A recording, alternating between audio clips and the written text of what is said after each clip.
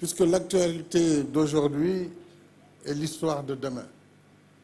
Il faut donc que cette histoire soit écrite pour qu'elle ne soit pas perdue.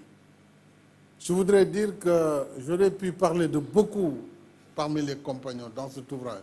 Mais le but de l'ouvrage n'était pas de parler des uns et des autres ou de ce qu'ils ont fait ou n'ont pas fait. Mais le but, c'était, comme je l'ai indiqué, à la veille de ce combat qui est devant nous, mais surtout à la fin du mandat qui m'a été confié par le peuple sénégalais, je me suis rendu compte que je n'étais pas assez connu. Pas assez connu par mes origines, mon histoire, ma personnalité. Peut-être aussi pas assez connu dans ce qui fonde le sens de mon combat politique, y compris parmi mes partisans. Et c'est pourquoi j'ai estimé que le moment était venu de parler un peu de moi-même.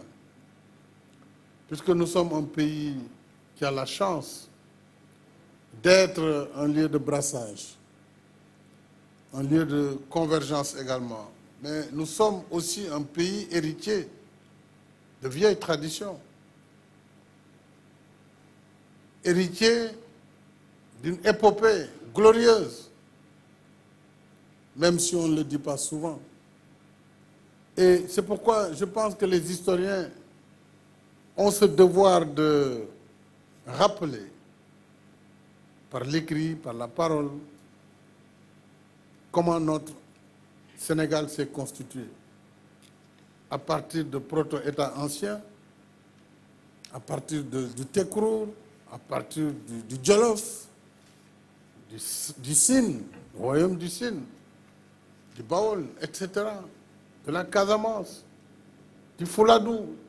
Et c'est cette conjonction, cette confluence de valeurs et de civilisations qui ont donné le Sénégal d'aujourd'hui. Un peuple épris de paix, un peuple de dialogue, un peuple ouvert. Mais un peuple où on doit aussi accepter les différences et où on doit combattre la volonté hégémonique de quelque groupe que ce soit. Voilà pourquoi j'ai voulu parler de moi, de ma famille. De par ma nature, évidemment, je ne veux pas parler de moi.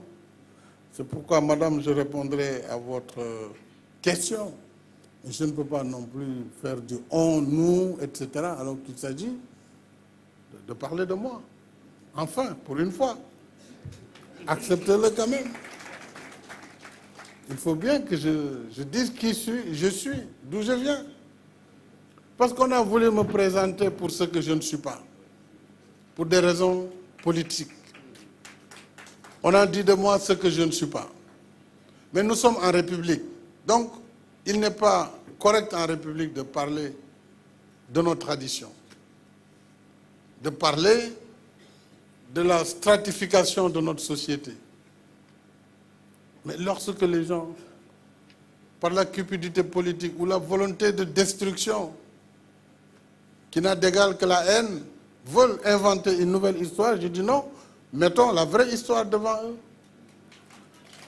Et cette vraie histoire fait que, pour moi, quand on dit d'ailleurs conditions modestes, il faut bien dire économiques.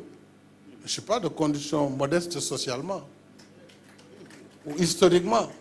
Au plan des moyens financiers que mes parents, je l'ai indiqué, étaient effectivement de conditions modestes ou pauvres, si on veut dire.